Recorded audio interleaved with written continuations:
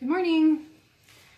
We're going to talk about the new Utah Exemption Law this morning. There's been a lot of confusion, not just among parents, but also among school districts and health departments, and pretty much everybody is just kind of winging it and shooting from the hip. So I wanted to explain what the law actually says so that we understand what our rights are and so that we can be prepared to explain to people who don't understand what our rights are. So let's start with where can you find the law?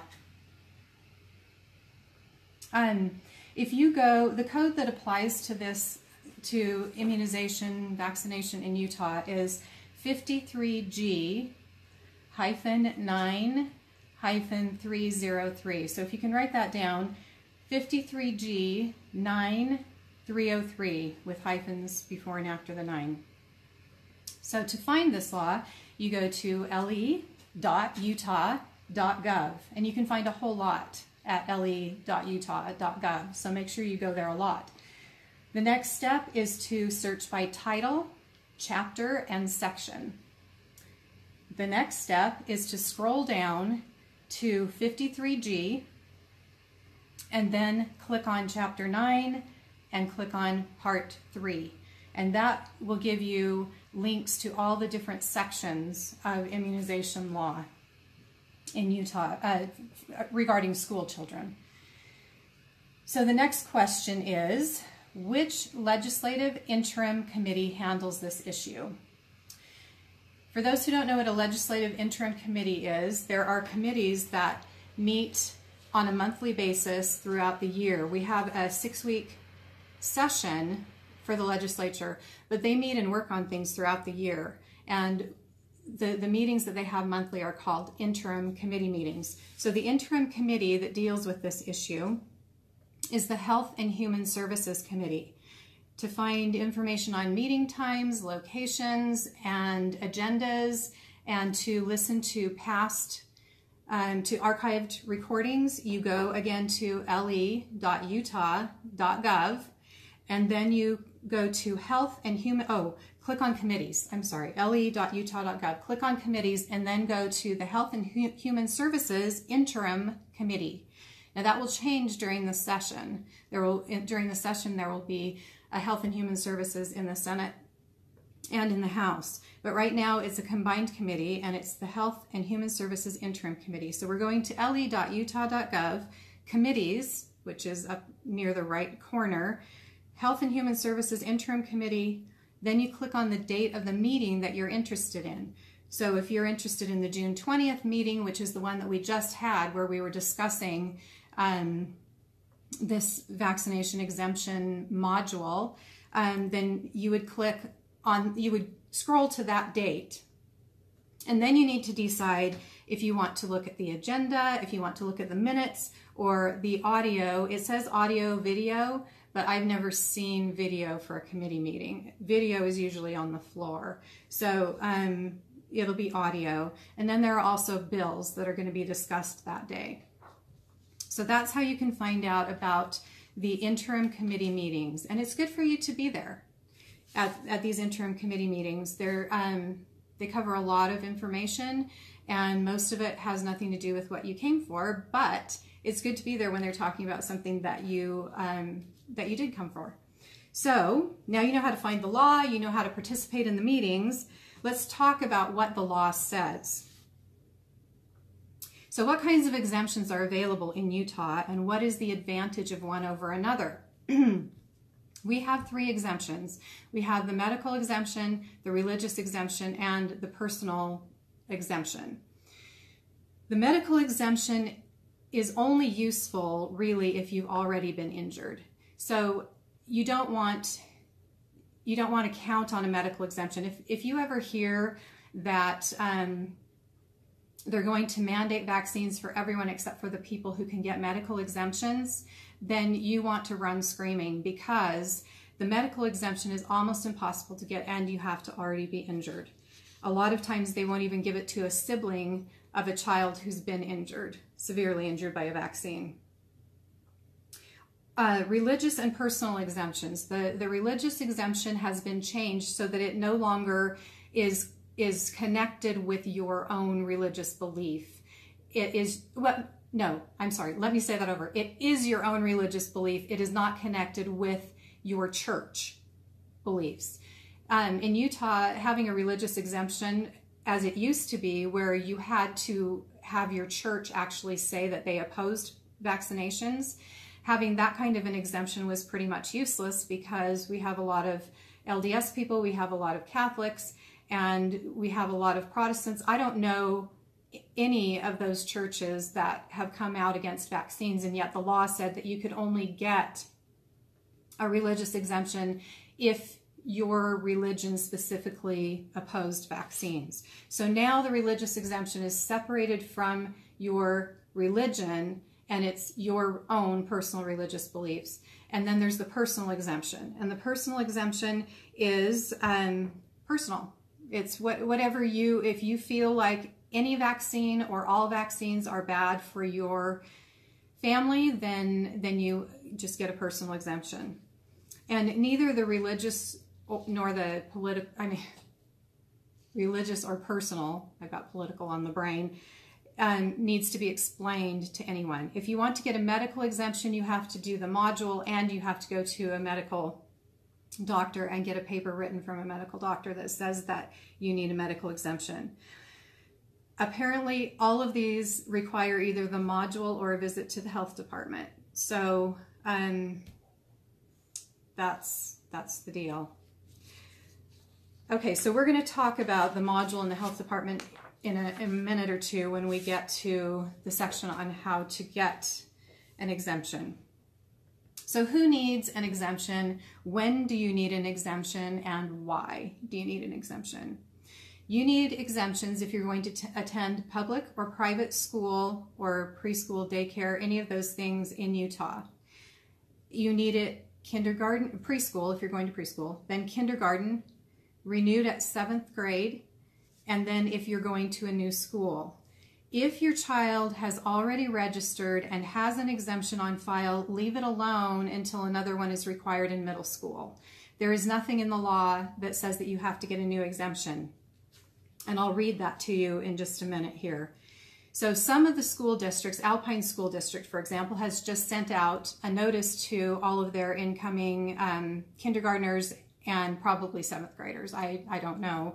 I know about a kindergartner that says that they have to renew the exemption they got just a couple of months ago that was accepted. Their child is already enrolled, and they're being told that they have to get a new exemption. They have to do the module. Nothing in the law says that. The law says that the exemption is good until these points, or if you do these things. And it also says that an exemption is good for 2 years from the time that you get it. So let's read from the code what it says about exemptions. Okay.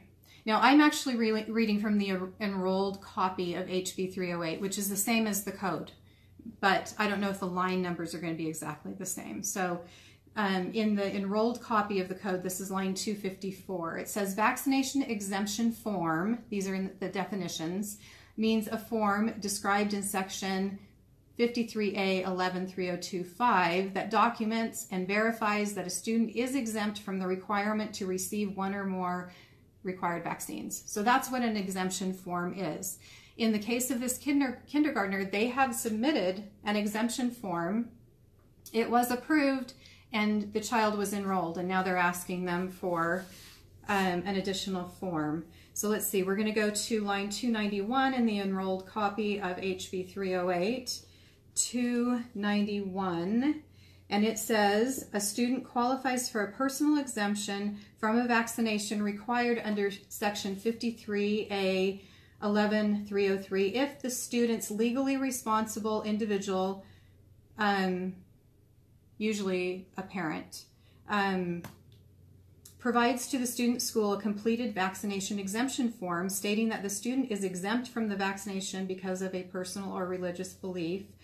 Or it could also be a medical exemption. That's further up, but that's not the point that I'm trying to make right now. A vaccination exemption form submitted under this section is valid for as long as the student remains at the school to which the form is first presented. So in the case of this kindergartner, the form was first presented at this school, and it should still be good at this school because the student is not changing schools. If the student changes schools before the student is old enough to enroll in kindergarten, the vaccination exemption form accepted as valid at the student's previous school is valid until whichever happens first. The student enrolls in kindergarten or turns 6 years old. If the student changes schools after the student is old enough to enroll in kindergarten, but before the student is eligible to enroll in grade 7, the vaccination exemption form accepted as valid at the student's previous school is valid until the earlier of the day on which the student enrolls in 7th grade or turns 12 years old. So if the student changes schools after the student is old enough to enroll in grade 7, the vaccination exempted form accepted as valid at the student's previous school is valid until the student completes grade 12. So it doesn't sound to me like you even have to get one if you change schools. I would highly recommend printing this out.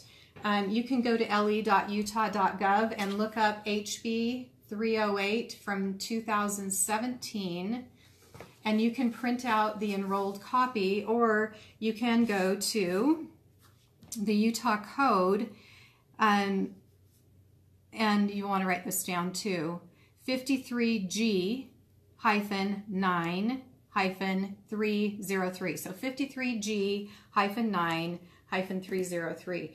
And I would recommend just printing this out and keeping it in your car. So if you're going to the school, you have it, and read through it and underline the parts. Like, you know, I've got notes in the margins, and I've highlighted the parts that I thought were pertinent to this discussion today. Okay, so through 313, I think we got to that already. Okay, so if you already have an exemption, please don't go renew it. Print this out, take it to the school, and show them that the law says that an already accepted exemption, an exemption already in force, only needs to be updated at kindergarten if you were in preschool and you already had an exemption, at 7th grade, or in some cases if you change schools. And that, and the most important part that I didn't read to you here is that the form is good for 2 years regardless of all of the other issues. So once you have that form that you've received from taking the education module, it's good for 2 years. So I would just know this stuff. And then when you go in, you talk to them and you just say, this is the deal. Okay, so who needs an exemption, when and why? K and 7, and sometimes if you're going to a new school. Okay, now you do not need an exemption if you have had natural exposure or can demonstrate that you have the titers that supposedly show that you're immune. So you can do a titer test. Let's talk about natural immunity. Natural immunity is what you get when you get the illness yourself and recover from it. And then you have natural lifelong immunity, which is far preferable to having to keep getting booster injections. So Nurse Lacey Eden confirmed for me and Representative Thurston at the time that we were discussing this bill, and Gail Rosica was also there, that a written statement from parents telling the school nurse when a child contracted a childhood illness was sufficient proof of natural immunity.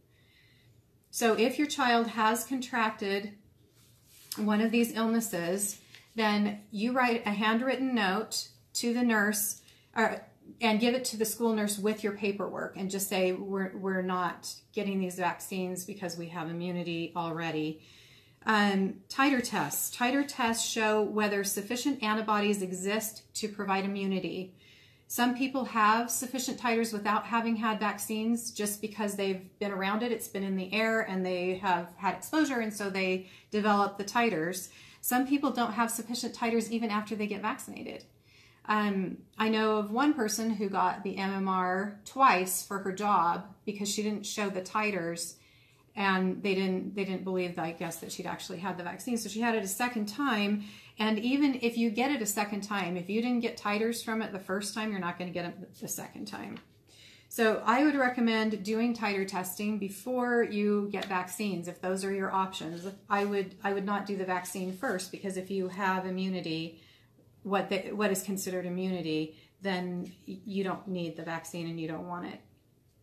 Okay, so the bottom line is, if you want your child to attend public school, you need to be in compliance with these conditions. So either you have the vaccines, you get an exemption for some or all of the vaccines, depending on which ones you want to get, or you show that you have natural immunity or that you have titers, okay? And feel free to post questions on here if I'm not making things clear. Conditional enrollment. There's something called conditional enrollment. Again, we were led to believe that they were giving us a 21-day grace period starting at the first day of school, and that it would go for 21 days into school. Rereading what they've written and seeing what the school districts are doing, it turns out that you have 21 days from the time that you are notified that you are not in compliance. So once you've got the notice, like my friend who's kindergartner, they say is not in compliance, then you are on conditional enrollment for 21 days. And at the end of the 21 days, if you don't do one of the things, then the child will be suspended and not be able to attend school. Okay, how do you get an exemption? There are two ways to get an exemption. One is to do the education module, which I think a lot of us have seen and we're not really thrilled with, and that we were supposed to have been consulted on, and it was supposed to have been run by us and the legislature in time for it to be active, but it wasn't. So you can do the education module, or you can go to the health department. Now, an interesting new twist. The health departments, we have 2 of them now, and I'm sure there are more, who have said they're not doing exemptions at the health department. I called Utah County yesterday, and somebody else called Davis County, and someone called Tooele County, but I don't think that they heard back from Tooele County yet. So they say that they're not doing the exemptions. So now we're going to read from the code again. This again is the HB 308 enrolled copy, and we're going to look at lines 205 to 207. Hold on just a second, 205. Okay, this is in the definitions. Health official means an individual designated by a local health department from within the local health department to consult and counsel parents and licensed healthcare providers in accordance with subsection 53A 11-302.52A. Okay, and then now let's skip to line 332. Line 332 says, 332 through 335. Each local health department shall designate, doesn't say may, it says shall designate one or more individuals from within the local health department as a health official to consult regarding the requirements of this part with parents upon the request of parents. So the health department shall have somebody there for you to talk to if you choose to go to the health department. They may charge you a fee, but they shall have somebody there to talk to you. So let's see if there's another reference. 346. Okay, a legally responsible individual may decline to take the online education module. This is in state code. And obtain a vaccination exemption form from a local health department if the individual requests and receives an in-person consultation at a local health department from a health official or a health official designee regarding the requirements of this part and pays any fees established under subsection 4B Neither the department nor any other person may charge a fee for the exemption form offered through the online education module. Okay, so they can't charge you a fee for the online education module. They can charge you a fee for coming into the health department, but they shall supply that option for you. Okay, the next question was about data collection. So whenever anyone receives a vaccine in Utah, the vaccination, the use of the vaccine is reported by the doctors to USIS, which is the Utah Statewide Immunization Information System. So the information is stored in that database.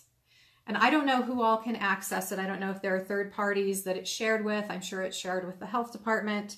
USIS claims that it's secure, but I married a programmer, and I know that nothing in a database is actually secure. So I was told that data on fully exempted children is not accessible. What was it he said? The information is there. It's kind of like a whitelist kind of thing. So there is data collected, but it doesn't matter whether you go to the health department or whether you do the online module. The data on who is exempted and what they're exempted for is the schools have it, the health departments have it, at least the local health departments and probably the state health department. And then if there are vaccinations involved, then USIS has that information. Except that when you want it to go get it, sometimes they don't. Okay, so the information is stored in a database. To opt your child out of the USIS database, you can opt out of the USIS database, whether you do the module or go into the health department. But the thing is, if you're opting totally out of vaccines, then theoretically you shouldn't be in the USIS database. But if you have ever done vaccines and you want to get out of that database, or you're going to do some but not all, then here's what you do. Get your pencils. You Google USIS, USIIS. So it's USIIS. Then you go to Parents and Individuals, and you go to Withdrawal Form, and you fill out the withdrawal form, and the withdrawal form itself has information on it, and I don't know where the information on the withdrawal forms goes. So the only way that I can think of to verify that your children's data has been removed would be to go look your child up. Now you have to be careful, because if you have used nicknames at the doctor's office, then you used the child's given name to remove them from the database, it's possible that their information is still in there because it's under a different name and the computer won't recognize it. Because what happens is when you send in that information, the computer grabs information connected to that name and throws it out. So if you want to withdraw, you go to USIS, USIIS, and Parents and Individuals, and then Withdrawal Form, and you fill out and submit that form. And then if you want to go back and check after a little bit of time has passed, then you can see whether your child has been removed from that database. Okay, data collection with exemptions. Doesn't matter how you get the exemption. I think we already talked about that. Oh, no, we didn't. Okay, so now we're going to read HB 308 enrolled copy lines 367 to 375. Okay, 367 to 375. Okay, so an immunization record. This is the title is Immunization Record, part of the student's record. So it says each school shall request an immunization record for each student at the time the student enrolls in the school. But they may not charge a fee. The school may not charge a fee. I don't think there's a fee to withdraw, Jasmine.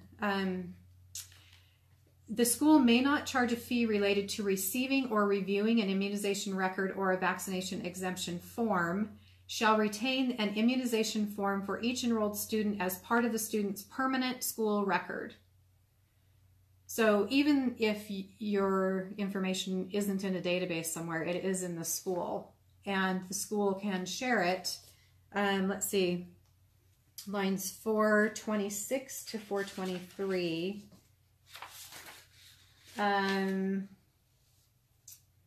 Each school shall maintain a current list. This is great stuff, guys.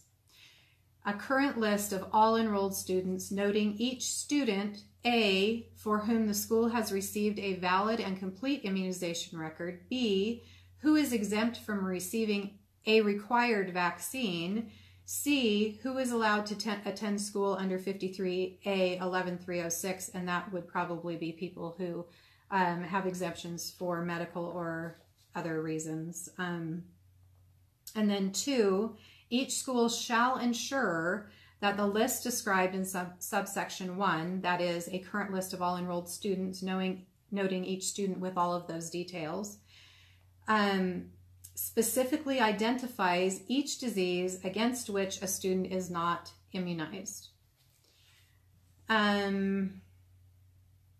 So we all know that they can't tell if a student's immunized what they really mean a student who is not vaccinated.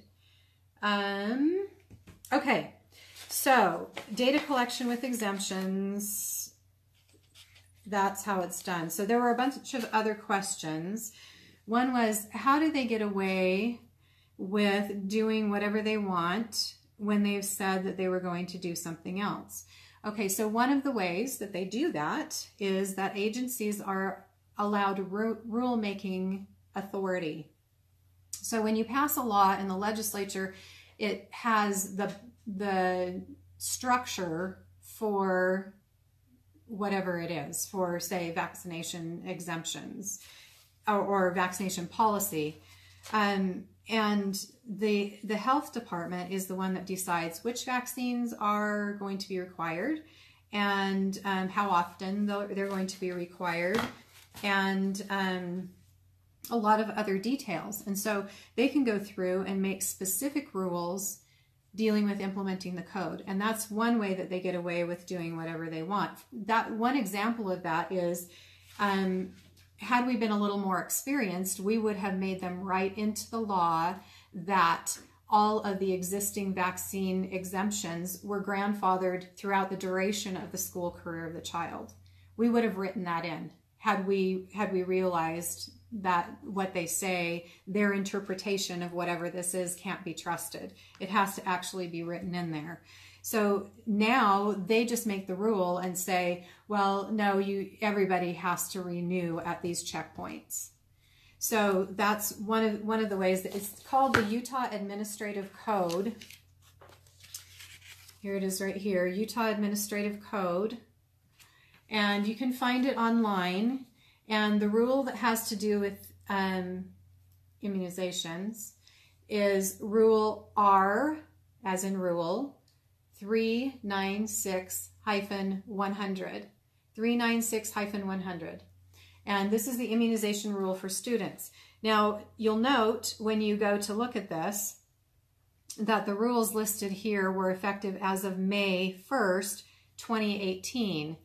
But if you go to the codification segue page, which you can click on if you go to this website and click on the codification segue page, that will tell you changes to code that have not yet been put into the Utah Administrative Code. So it's a process. They make the changes, they put them into the codification segue, and then they make their way into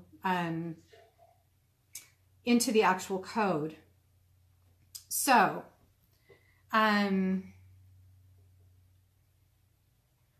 where was I going? Oh, I was going to tell you that I went there. I went to the codification segue page, and it says that the administrative rules are not yet published, the ones that we're looking for. So, there you go. If you have a medical exemption from another state, just moved to Utah, do you have to do any of this? I am going to assume that you do, but I'm asking some doctors, and I'm not sure whose decision that is. I'm guessing that it would again be part of the rule-making authority about who gets to have exemptions and not I would like to say that medical exemptions are from other states are good, but I'm going to guess that they're not going to approve those. Can you get an exemption before school age? Yes, you can get an exemption before school age, but unless you're going to preschool, I don't know any reason why you would want to, because once you get it, you have 2 years until it's not good. And so I would just get it when you need it. Okay, if you change schools, preschools, childcare, do you have to get a new exemption? Let's go back again to lines 311 to 313. 311 to 313. Notwithstanding sections 4B and C, a vaccination exemption form obtained through completion of the online education module created in sections 2679 is valid for at least 2 years. Now, it doesn't say that one that you get at the health department is valid for at least 2 years. And I'm not sure if that was just an omission or if that was intentional. But interesting twist. I guess we can see what happens with that. It should still be good for all of the other checkpoints. Can you get an exemption before school age if you change schools, preschools, daycare? Do you have to get it? Okay. How might this impact us in coming years? I'll just tell you right now that over and over again, I have been told by and heard them say, either directly to me or in hearings or to other people, that mandates are the optimum, the ideal. So they're being nice to us right now because not too many of us are being rebels. But if there are enough of us who decide that we're not going to get the vaccines, then they may just decide that they're going to push for mandates. So we need to be on our toes, watching for that.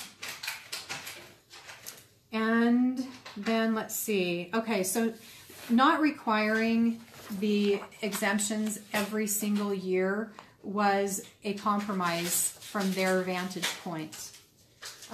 Excuse me just a minute.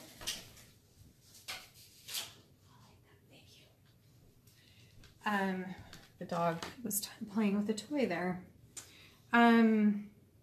So if you're going to attend school, public, let's just summarize here. If you want to attend school, either public, private, preschool, or daycare in Utah, you need to either have titers done and show your immunity, have natural immunity, have an exemption, or you have to have the required vaccines. And you need to have the appropriate paperwork to show those things. Okay, Jasmine, the old exemptions should still be good. They're just not good for the entire school career. So yeah, they kept telling us that all the way through. They told us that. But the deal is that an exemption that is on file is good until you get to a checkpoint. So if your child is in 2nd grade, there isn't a checkpoint until 7th grade. So don't let them tell you that the exemption is not good. And if you look through the law and underline that part, and if you need help finding the part to underline, let me know.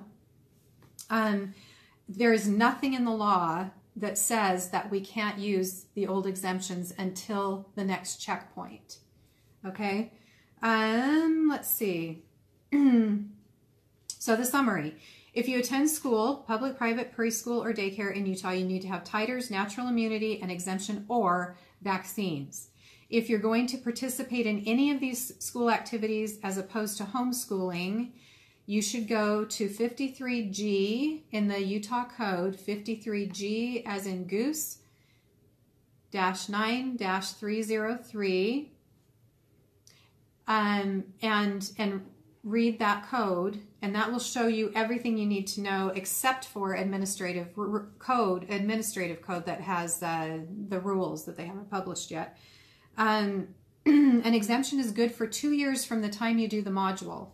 So if you get an exemption for kindergarten and then you move, the exemption should be good for 2 years still. And also we read in the code that the exemptions should be good at the new school until the checkpoint. Also, we need to go back and reread that. Okay, data is collected whether you vaccinate or not. It's just different data stored in different locations. You should learn how to participate in the legislative process. Keep track of rules made by the Utah Department of Health when you can find them. Please don't let people manipulate you because you don't know the law. Print it out and carry it with you whenever you go to the school and know what it says. And then educate before you vaccinate. If you're somebody who has not decided already that you're not going to vaccinate, or that you know which vaccines you do and do not want, I would recommend that you go to our website, yourhealthfreedom.org, watch our new video that we just posted on Sunday and has over 10,000 views, and then watch for our upcoming symposium, which will be in November. Also, you can go, we have links to these on the website under resources, but you can go to medscienceresearch.com to find studies on vaccinations, on all vaccinations listed in alphabetical order. So you can search in alphabetical order.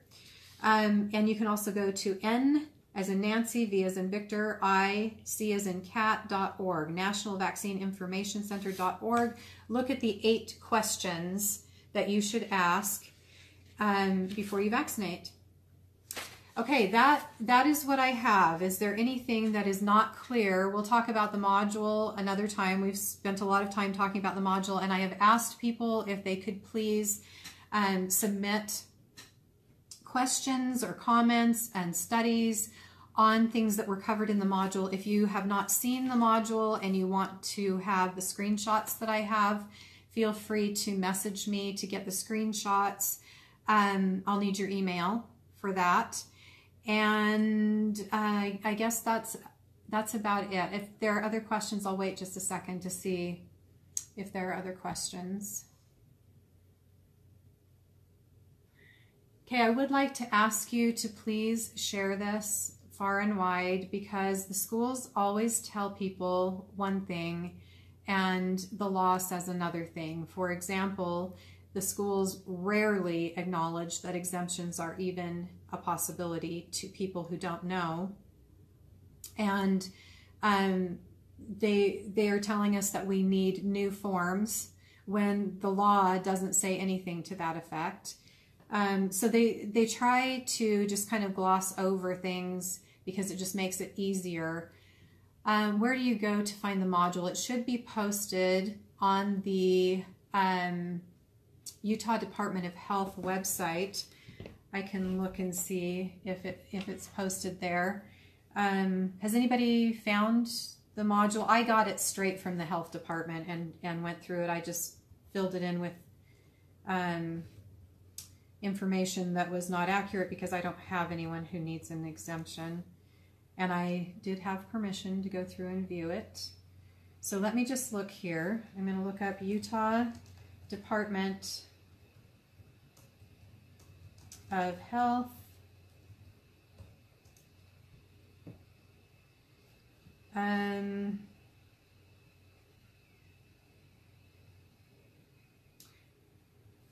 Let's see, vaccination education module.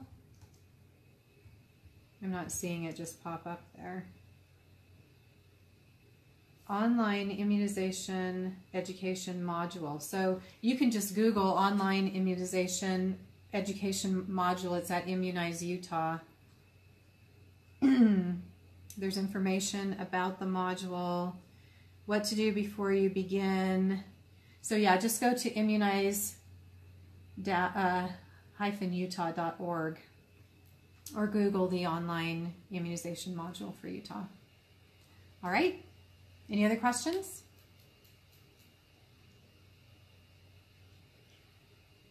Okay, well, I'm not seeing any more questions. So I guess I'm going to just end this for now.